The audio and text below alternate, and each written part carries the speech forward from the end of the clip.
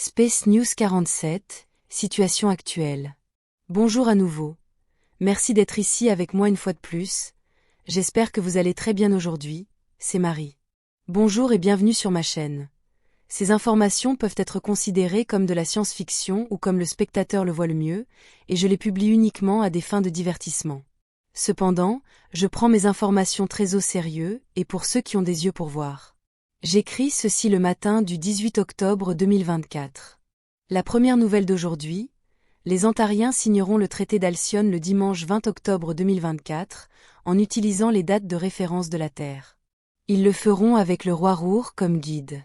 Le traité sera signé en mon absence, car je n'ai pas été en forme ces derniers jours. Il n'y a pas grand-chose à discuter de toute façon, c'est le simple protocole d'accueil des Ontariens dans notre groupe, mais j'aurais aimé être là avec eux et avec le reste des membres du conseil d'Alcyone pléiadien. C'est juste que je me sens très faible ces derniers jours, surtout hier quand je suis sortie de la capsule médicale sèche après avoir reçu ma thérapie énergétique aux cellules souches. Mais je ne m'attends pas à être très énergique encore, comme pour dimanche. Je mange à peine et j'ai besoin de beaucoup dormir. Même si ce n'est pas facile non plus avec toutes les douleurs que j'ai partout. En plus de mon problème de diabète de type 1, plusieurs personnes ici sont tombées malades, comme d'une sorte d'infection pulmonaire ou bronchite, que nous soupçonnons avoir été causée par l'inhalation accidentelle de spores de champignons, que nous avons détectées en train de pousser à l'intérieur de certains de nos véhicules à roues. Parmi les personnes qui sont tombées malades jusqu'à présent, il y a Deka, Tina et la petite Yazi, qui a eu une terrible fièvre hier, et bien sûr moi-même, et c'est juste ce dont je n'avais pas besoin en ce moment au milieu de mon traitement difficile contre le diabète. Bien sûr, vous diriez que nous devons nettoyer les véhicules utilisés pour descendre sur Terre plus souvent, mais celui en question était censé être propre, car il n'était pas descendu depuis un certain temps, pourtant cette substance blanche de champignons pousse facilement à l'intérieur des véhicules stockés et peut être très dangereuse, et tomber malade à cause de cela peut prendre des semaines à se résoudre, alors méfiez-vous-en. Autre nouvelle.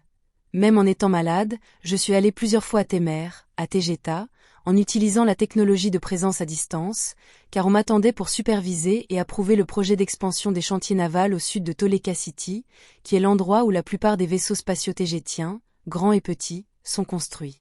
Au sud et au nord de Toleka City, il y a de vastes expansions de prairies plates, ce qui est pratique car la destruction de la nature y serait minimale.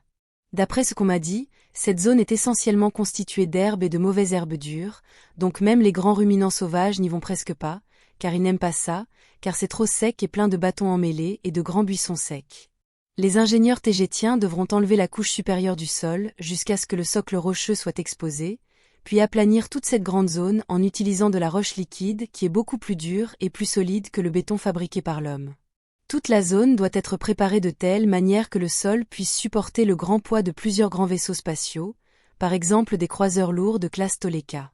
Pendant que j'étais là-bas, je suis également allé voir comment il terminait le deuxième destroyer léger de classe Iyad, auquel j'ai déjà officiellement ordonné qu'il vienne ici en orbite basse terrestre, remplaçant probablement le vieillissant Vigilant Eagle. J'ai dû le prendre en charge car il y a d'autres endroits et tâches qui nécessitent des vaisseaux de cette classe. Par exemple, ils sont nécessaires pour la patrouille de périmètre autour de Tegeta et de ses planètes, et aussi dans le cadre des accords du Conseil d'Alcyone concernant la prise en charge de l'amas d'étoiles des Pléiades M45. Il y a actuellement 14 nouveaux vaisseaux spatiaux en construction dans les chantiers navals de Toleka City, et cela peut être considéré comme une sorte de paranoïa tégétienne, car ils craignent une éventuelle invasion. Je dis ils, et non nous, car je vois les choses d'un point de vue légèrement différent, car je suis plus proche de l'endroit où le problème est généré, la Terre et ses contrôleurs de la Fédération galactique.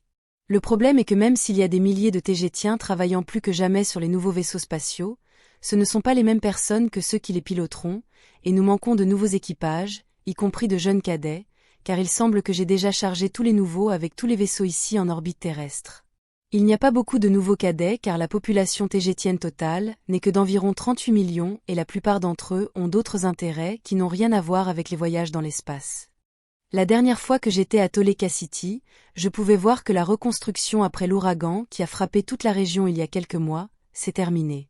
Toutes les structures endommagées ont été reconstruites, tout semble propre, et la vie dans la capitale tégétienne est revenue à la normale.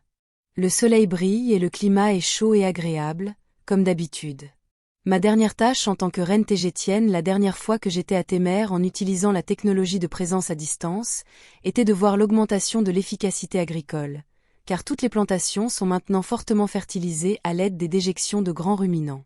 Mais j'ai quitté Témer sans avoir obtenu une de mes questions les plus importantes répondues, et c'est où trouve-t-il autant de déjections de ruminants s'il n'y a pas de bétail à Témer?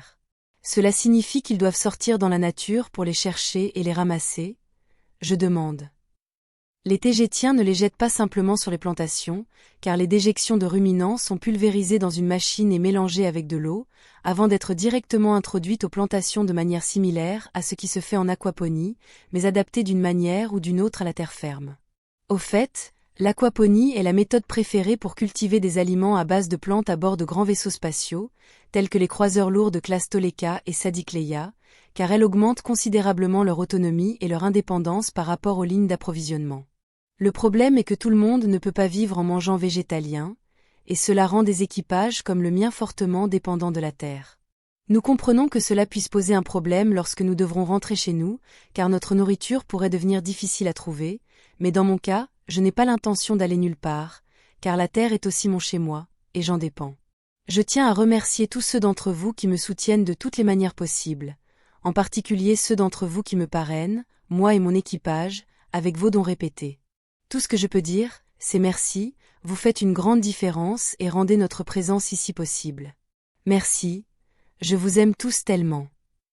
Et je tiens également à remercier ceux d'entre vous qui laissent de petits messages avec vos dons, en particulier ceux d'entre vous qui ont partagé avec moi leurs idées et suggestions sur la façon de faire face à mes problèmes de santé.